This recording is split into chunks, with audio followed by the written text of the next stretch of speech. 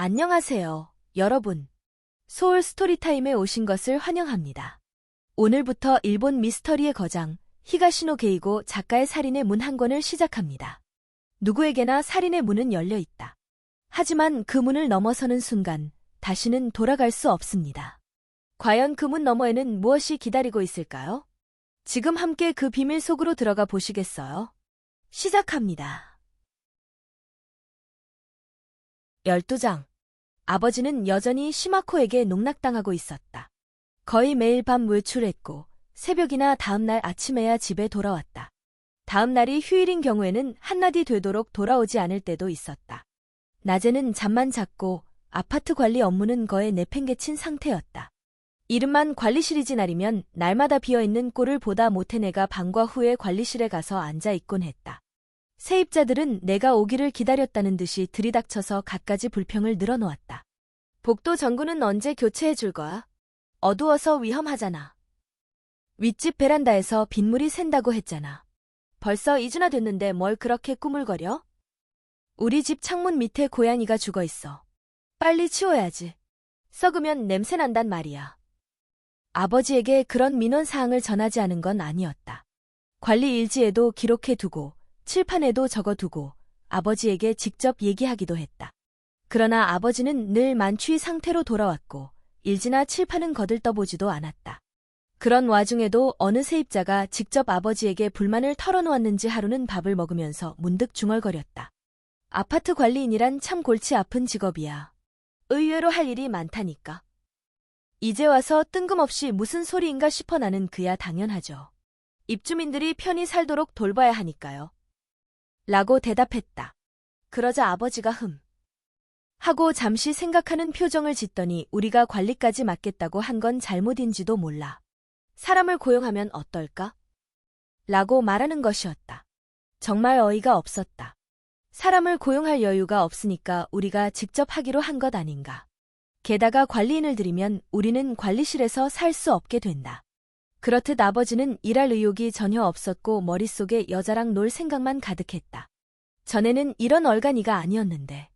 한때는 존경하기도 했던 아버지를 이 지경으로 추락시킨 시마코라는 여자에게 깊은 증오심이 끌어올랐다. 아버지, 좀 적당히 하시는 게 좋겠어요. 나는 작정하고 말했다. 밥을 먹던 아버지가 고개를 들고 뭘 말이야? 라며 나를 봤다. 좋아하는 여자가 있다는 건 나쁘지 않다고 생각해요. 하지만 매일 밤 나가는 건 좀 문제가 있어요.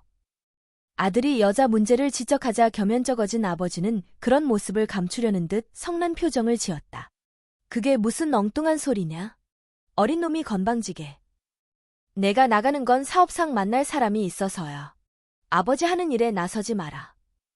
무슨 사업 때문에 누구를 만나는데요? 너는 말해줘도 몰라. 아버지가 관리인 업무를 소홀히 해서 내가 피해를 보고 있단 말이에요. 제발 좀 제대로 하세요. 시끄러워. 아버지가 테이블을 꽉 내리쳤다. 어녀 사는 주제에 왜 그리 말이 많아. 여름 방학 때 아르바이트 좀 했다고 우쭐한 거냐? 사업이라는 게 내 생각처럼 만만한 것이 아니야. 그 말에 어이가 없었던 나는 아버지 얼굴을 똑바로 쳐다봤다. 일할 의욕을 완전히 상실한 인간이 저런 말을 하다니. 화가 난다기보다 우스웠다. 농담이라면 또 모르겠지만 아버지는 진심인 것 같았다. 그 사람이지, 옛날에 긴자에서 만났던 여자? 아버지가 눈을 둥그렇게 떴다. 시마코와 다시 만난다는 사실을 내가 모를 것이라고 생각했던 모양이다. 나는 아버지 눈을 노려보며 계속 말했다. 그 여자 때문에 우리가 이 꼴이 됐잖아요. 그 여자 책임이 아니야. 아버지가 내 눈길을 외면했다. 그래서 용서해 준 거야? 그런 문제가 아니라니까. 그 여자랑 만나는 건 어쩔 수 없다고 쳐요. 하지만 매일같이 술을 마시러 가는 건 문제가 있지 않나요? 데이트는 다른 사람들처럼 휴일에 하면 되잖아요. 시끄러워. 어른에게는 어른의 세계가 있는 법이다. 그러고서 아버지는 신문을 주워들고 관리실로 가 버렸다. 아무리 생각해도 내 지적은 정당했다. 좋아서 만나는 건 하는 수 없다 쳐도 매번 그 술집까지 가는 건 너무 심하지 않은가. 휴일에 만나면 돈도 적게 들고 둘만 있을 수도 있는데 말이다. 아버지도 내심 그렇게 하고 싶을 테지만 시마코에게 무시당하는 게 두려웠을 것이다. 추락한 당신의 모습을 들킬까봐 전전긍긍했을 것이다. 그 후로도 아버지는 계속 시마코가 일하는 술집에 가는 것 같았다. 한 번은 그 술집에서 보낸 청구서를 본 적이 있는데 내 상식으로는 도저히 이해할 수 없는 숫자가 적혀 있었다. 지금 생각해보면 당시 아버지는 지옥의 불길 위에서 외줄타기를 하는 심정이었을 것이다. 말할 것도 없이 우리 집 경제 상황은 말이 아니었다. 예금도 바닥난 지 오래였다. 통장의 숫자가 야금야금 줄어드는 걸 보면서 아버지는 무슨 생각을 했을까? 못 본 척 그저 눈을 감았을까? 그러나 아무리 외면하려 해도 현실을 벗어날 수는 없는 법이다. 마침내 돈이 바닥을 드러냈다는 사실을 내가 알아챈 것은 어느 저녁의 일이다. 그날 아버지는 어쩐 일로 외출하지 않고 관리실에 앉아 있었다. 텔레비전을 보면서 인스턴트 라면을 먹고 있던 나는 관리실 쪽에서 아버지가 누군가와 얘기를 나누는 소리가 들려 귀를 쫑긋 세웠다. 상대는 세입자 중 한 사람으로 자녀가 둘있는 주부였다. 문을 살짝 열고 문틈으로 관리실 쪽을 내다봤다. 의자에 앉은 아버지의 뒷모습이 보였다. 상대방 얼굴은 보이지 않았다. 네, 맞습니다. 영수증 여기 있습니다. 아버지가 말했다. 아참, 그리고 아저씨, 창문 좀 빨리 수리해 주세요. 네, 알겠습니다. 다음 주에 바로 처리하겠습니다. 아버지는 당신의 유일한 장기인 입에 발린 친절로 상대방을 대했다. 그리고 세입자가 돌아간 후 나는 믿기지 않는 광경을 목격했다. 세입자에게 받은 월세를 아버지가 당신의 지갑에 넣은 것이다. 원래 그 돈은 안쪽 방에 있는 금고에 보관해야 마땅했다. 그렇게 해서 그달의 월세를 모두 모은 뒤 은행에 가져가는 것이 순서였다. 나는 살그머니 문을 닫았다. 더 그러고 있다가는 얼마나 더 추악한 꼴을 보게 될지 알 수 없었기 때문이다. 그런데 마치 그런 나를 무시하기라도 하듯 이번에는 전화 다이얼을 돌리는 소리가 들렸다. 여보세요. 그래, 나야. 뭐 하고 있었어? 아, 그래? 아니, 별일은 아니고 오랜만에 맛있는 거라도 먹으러 가면 어떨까 해서 말이야. 걔는 어때? 곧 제철이잖아. 아버지의 통화 내용을 듣던 나는 몸이 어둠의 나락으로 떨어지는 듯한 느낌이 들었다. 그러면서 아버지가 정말로 어리석은 인간이 아니기만을 기도했다. 그러나 그 기도는 이루어지지 않았다. 아버지가 나간 뒤 관리실에 들어가 관리 장부를 펼쳐보니 이미 절반 이상의 세입자가 월세를 낸 상태였다. 이번에는 금고를 열어봤다. 만 N짜리 지폐 따위는 한 장도 없고 푼돈이라고 할 만한 돈만 달랑 들어있었다. 활짝 열린 금고 앞에서 나는 큰 대자로 뻗고 말았다. 일어날 기력이 없어 한동안 그러고 있었다. 예금도 거의 바닥난 마당에 임대료마저 들어오는 족족 써버리면 생활이 유지될 리 없었다. 아파트를 지을 때 대출받은 돈도 다 갚지 못한 상태였다. 그런데도 아버지는 정신을 차리지 못했다. 여전히 시마코가 일하는 술집에 출근하다시피 했을 뿐 아니라 그녀에게 비싼 옷과 액세서리까지 선물하는 것 같았다. 어쩌면 그때 아버지는 자포자기 상태였는지도 모른다. 간신히 되찾은 여자에게 자신이 경제적으로 파탄날 걸 각오하고 헌신했다고 해야 납득이 가능했다. 오른손이 부자유스러운 데다 사회적 지위나 재산, 친척까지 잃고만 아버지는 시마코라는 젊은 육체에 집착할 수밖에 없었던 것이다. 어찌됐든 돈이 바닥을 드러내는 날은 찾아오게 되어 있었다. 월세를 착복한 건 아버지로서 최후의 수단이었을 것이다. 어느 날부턴가 아버지가 밤에 외출하는 일이 눈에 띄게 줄었다. 시마코를 포기한 거라면 그나마 다행이겠지만 유감스럽게도 그건 아니고 돈이 떨어진 것뿐이었다. 그 증거로 아버지는 늦은 밤이 되면 전화를 걸었다. 여보세요. 나야. 지금 들어온 거야. 그럴 리 없는데. 30분 전에도 전화했었어. 왜 그렇게 늦지? 영업은 진즉 끝났지 않았나? 그렇다면 어쩔 수 없지만 너무 늦게 다니지 마. 소곤소곤 통화하는 아버지 목소리를 자주 들을 수 있었다. 아버지는 당신이 그 술집에 가지 못하는 만큼 시마코의 행동이 신경 쓰이는 모양이었다. 매일 밤 그녀가 귀가할 시간에 전화기를 들었다. 깊은 밤에 들려오는 아버지의 나지막한 음성은 집 안 공기를 불길하게 흔들었다. 어느 날의 일이다. 그날은 개교기념일이어서 학교에 가지 않았다. 점심 무렵 문방구에서 살 것이 있어 잠시 나갔던 나는 돌아오는 길에 아버지를 봤다. 아버지는 역 쪽을 향해 걷고 있었는데 어쩐지 예감이 좋지 않았다. 짙은 색 선글라스와 구부정한 자세 등으로 미루어 사람들 눈을 피하는 느낌이었다.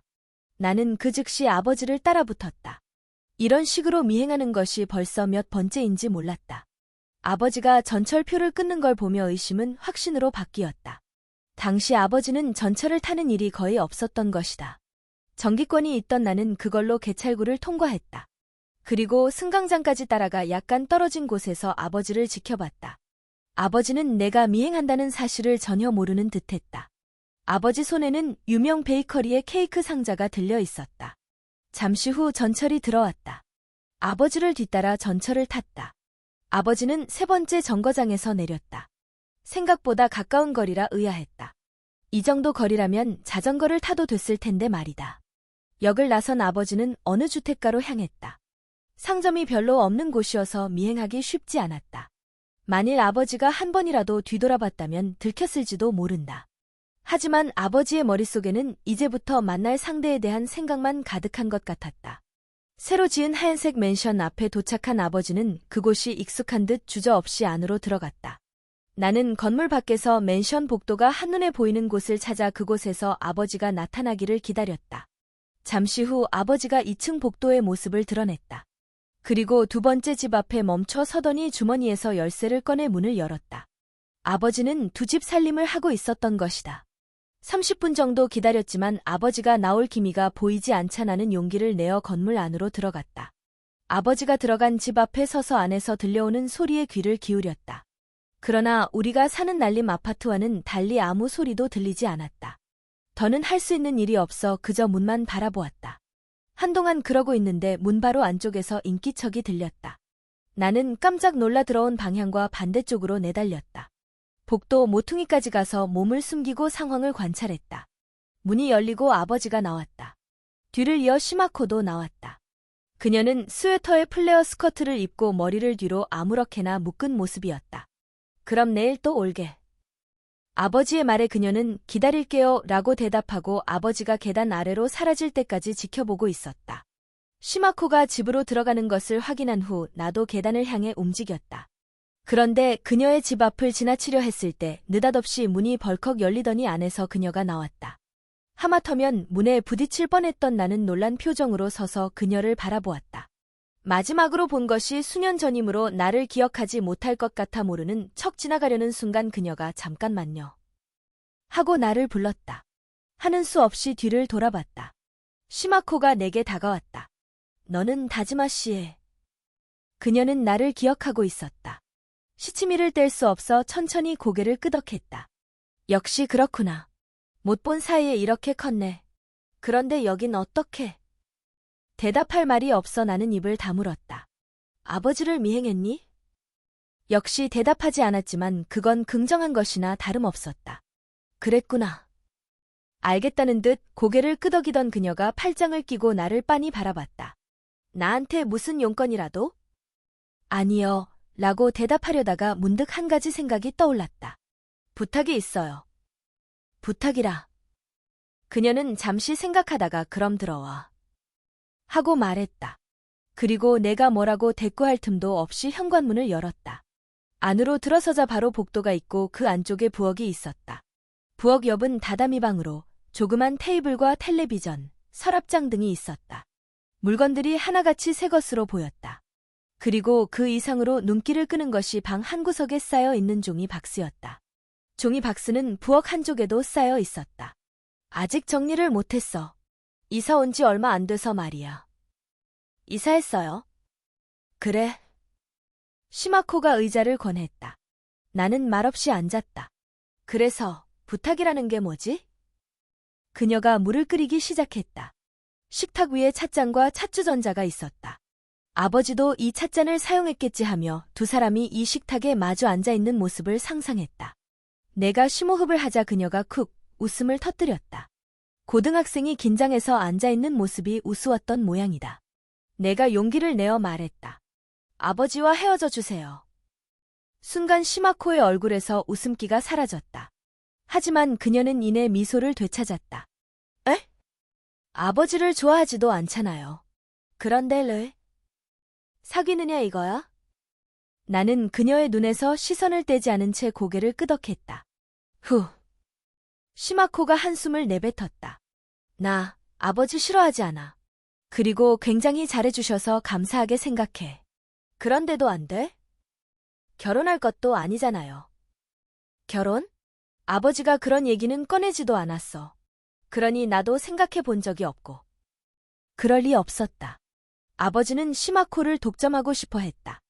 우리는 말이지, 그런 사이가 아니야. 그녀가 타이르듯이 말했다. 결혼이 전부는 아니야. 어른이 되면 말이지, 복잡한 문제가 한두 가지가 아니거든. 너는 어려서 몰라. 그런 뜻으로 들렸다. 지금 집안 형편이 말이 아니거든요. 말이 아니라니? 집에 돈이 바닥났어요. 아버지가 요즘은 술 마시러 안 가죠? 안 가는 게 아니라 못 가는 거예요. 그러자 그녀가 코웃음을 쳤다. 그럴 리가. 커다란 맨션도 있고 임대료도 계속 들어올 텐데. 우리 가게에 못 오시는 건 바빠서겠지. 맨션이 아니라 싸구려 아파트예요. 빚도 잔뜩 있고요. 그런데다 이번 달에 받은 월세도 아버지가 다 써버렸단 말이에요. 설마. 정말이에요. 그러니까 더는 아버지 돈을 쓰지 마세요. 그렇지만. 그때 슈우 하고 주전자가 김을 내뿜었다. 시마코가 일어서서 가스레인지에 불을 껐다. 그러나 차를 타지는 않았다. 나도 난처해. 다지마 씨가 찾아오는 걸 난들 어쩌란 말이니. 이 집도 다지마 씨가 새를 얻었는걸. 나는 할 말을 잃고 말았다. 아버지가 이 집 열쇠를 꺼낼 때부터 짐작은 했었다. 그때 전화벨이 울렸다. 그녀가 잠깐만 하고 종이 박스 위에 놓인 전화를 받았다. 여보세요. 저 지금 친구가 와 있어요. 그래서 좀. 네? 그녀가 전화를 끊은 후 나를 바라보며 가게 주인이야 라고 말했다. 어디까지 말했더라. 아버지와 헤어질 수 없다는 건가요? 내 물음에 그녀는 고개를 갸우뚱한 채 잠시 생각하다가 입을 열었다. 생각해 볼게. 아버지는 지금 정상이 아니에요. 시마코가 찬찬히 내 얼굴을 바라보더니 그럴지도 모르지라고 대답했다. 집에 돌아와 보니 아버지는 텔레비전 앞에 비스듬히 누워 맥주를 마시고 있었다. 옆방으로 들어가 책상에 앉은 후 숙제를 하는 척했지만 머릿속이 아버지에 대한 분노로 들끓었다. 집안을 이 꼴로 만들어 놓은 주제에 그 여자에게는 갖은 사치를 다 시키다니. 사는 곳뿐 아니라 가구와 가전제품 등도 모두 새로 마련해 줬을 것이다. 처음으로 아버지에 대한 사리가 용솟음쳤다. 물론 실제로 아버지를 죽이겠다고 결심한 건 아니지만 몇 번이나 그런 장면을 상상했다. 엉망으로 취한 채 자고 있는 아버지의 해마 같은 뒷모습을 보고 있자면 목을 조르고 싶어졌다. 시마코를 죽이는 상상도 했다. 그러다 보면 얼마가는 진심으로 살인 충동을 느꼈다. 사람을 비웃는 듯한 표정을 짓는 그녀의 가느다란 목을 꽉 조르는 장면을 몇 번이고 머릿속에 그렸다. 동기는 충분하다고 생각했다. 죄책감에 시달리지도 않을 것이다. 말하자면 정당한 살인인 셈이다. 그렇게 시마코를 죽인다는 상상은 나를 설레게 했지만 체포될 거라는 걱정이 늘 그것을 포기하게 만들었다. 그러다가 어느 추운 겨울날 저녁, 마침내 지옥의 사자가 찾아왔다. 그들은 셋이었다. 셋 다 양복을 입었고 나이는 30에서 40 사이로 보였다. 그중 한 사람은 금태 안경을 끼고 커다란 검은색 가방을 들었고 나머지 두 사람은 마치 들러리처럼 보였다. 아버지 계시니? 금태 안경이 물었다. 그때 나는 관리실에, 아버지는 안쪽 방에 있었다. 아버지가 안에 계시다고 말하자 세 사람은 아무런 양해도 구하지 않고 들어와 방문을 열어젖혔다. 당황해하는 아버지의 목소리가 들렸다. 멋대로 들어왔으니 화를 내야 마땅한데 아버지 음성은 겁에 질려 있었다. 세 사람이 모두 안쪽 방으로 들어간 후 방문이 쾅 닫혔다. 그 다음 대화는 내용이 거의 들리지 않았다. 다만 어떻게든 해볼 테니까 라는 아버지 목소리만 간간히 흘러나왔다. 가늘고 떨리는 소리였다. 잠시 후 문이 열리고 세 남자가 나왔다. 그들은 내게는 눈길조차 주지 않았다. 관리실을 나설 때 금태 안경이 뒤돌아보며 그럼 내 달입니다. 라고 외쳤다. 아버지가 안쪽 방에서 그들을 향해 고개를 수그렸다. 다음 달이라니, 뭐가요? 남자들이 돌아간 뒤 아버지에게 물었다. 아무것도 아니다. 아무것도 아니긴 뭐가 아무것도 아닌데요? 시끄럽다. 아버지는 바닥에 벌렁 드러누웠다. 너랑 상관없는 일이야. 드러누운 아버지의 등을 보며 불길한 무언가가 다가오고 있음을 확신했다. 그날 이후 아버지는 초췌해져 갔다. 아니, 어쩌면 그것은 그보다 훨씬 전에 시작됐을지도 모른다. 지옥의 사자들이 찾아올 것을 예상하지 못했을 리 없기 때문이다. 아버지는 나날이 수척해졌다. 혈색이 나쁘고 얼굴에는 항상 기름이 흘렀다. 눈은 움푹 패고 피부는 탄력을 잃어 뺨이 추하게 늘어졌다. 눈이 충혈된 것은 잠을 잘못 자기 때문일 것이다. 그런데도 아버지는 이따금 외출했다. 행선지는 보나마나 시마코의 집일 터였다. 파멸을 눈앞에 두고 짧은 순간이나마 쾌락에 몸을 맡기고 싶었을 것이다. 그로부터 2주쯤 후였다고 생각한다. 저녁 식사 중에 아버지가 불쑥 물었다. 너 마스도에 사는 숙모를 어떻게 생각하니? 마스도 숙모요? 마스도 숙모란 아버지 쪽 친척으로 나는 만난 적이 별로 없었다. 그건 왜? 싫지는 않지? 딱히 좋지도 싫지도. 그래? 인스턴트 우동을 먹던 아버지가 젓가락을 내려놓았다. 너 당분간 그 숙모 집에 가 있어라. 아버지가 얘기해 둘 테니. 가 있으라니, 그게 무슨 말이에요? 응, 있잖니. 여기는 더 있을 수가 없게 됐다. 마침내 올 것이 왔다. 그런 생각이 스쳤다. 왜요? 그러니까. 여길 팔았거든. 팔다니, 왜요? 머리로 피가 몰리는 느낌이었다. 복잡한 사정이 있어. 나중에 얘기해주마. 하여간 그런 줄 알아라. 그럼 아버지는 이제 어떡할 건데요? 다른 일 하시게요? 그래야겠지. 아버지가 내 눈길을 피하며 꺼져드는 목소리로 대답했다. 뭘 하실 건데요? 그건 아직 모르겠다. 하지만 걱정 마라. 금방 데리러 갈 테니. 그때까지만 마스도 숙모 집에 있어. 알았지? 고등학교는 다니게 해달라고 부탁해 놓으마. 싫어요. 잘 알지도 못하는 친척 집에서 살긴 싫어요. 아파트 팔지 말아요. 이미 결정된 일이다. 어린애처럼 굴지 말고 참아라. 싫어요. 죽어도 싫다고요. 나는 자리에서 벌떡 일어섰다. 가지우키. 왜요? 아버지 정말 너무 멋대로 하는 거 아니에요? 나는 밥상을 발로 걷어찼다. 밥상 위에 놓여있던 우동 그릇이 엎어지면서 하얀 면과 국물이 쏟아졌다. 고명 하나 없는 우동이었다. 나는 신발만 신고 집을 뛰쳐나왔다. 아버지 목소리도 더는 들리지 않았다. 그날 밤 거리를 얼마나 배회했는지는 기억나지 않는다. 공원과 전철역, 상가를 걸어 다녔던 기억만 어렴풋이 있을 뿐이다. 집에 돌아오니 아버지가 보이지 않았다. 내가 엎었던 밥상과 방바닥은 모두 말끔히 치워져 있었다. 나는 물을 마시러 부엌으로 갔다. 싱크대 아래쪽 문이 열려 있고 그 안쪽에 꽂혀 있어야 할 식칼이 보이지 않았다. 순식간에 몸이 뜨거워졌다. 아버지가 어디로 갔을지 짐작이 갔다. 나는 다시 신발을 신고 나가 아파트 앞에 놓여있던 자전거에 올라탔다. 시마코가 사는 맨션 앞에 자전거를 세운 후 계단을 뛰어 올라갔다. 그리고 집 앞까지 가서 문손잡이를 돌렸다. 문이 잠겨 있지 않았다. 그대로 문을 열고 안으로 들어갔다. 집 안은 캄캄했다.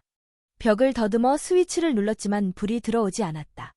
다시 현관문을 열자 밖에서 불빛이 스며들면서 현관에 놓여있는 아버지의 낡은 구두가 보였다. 그것 말고 다른 신발은 없었다.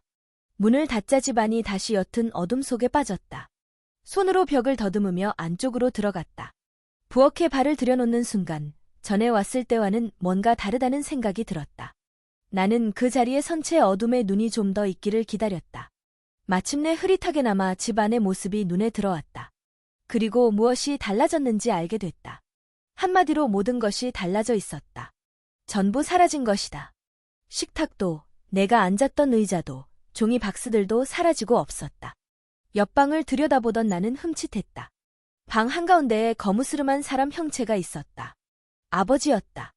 내 쪽으로 등을 향한 채 책상 다리를 하고 앉아 있었다. 모든 것이 이해되었다. 시마코가 도망간 것이다. 아마 아버지의 초췌한 모습을 보고 돈이 바닥난 것을 알아차렸을 것이다. 그리고 돈이 떨어진 아버지가 자신에게 기댈까봐 자취를 감춘 것이다.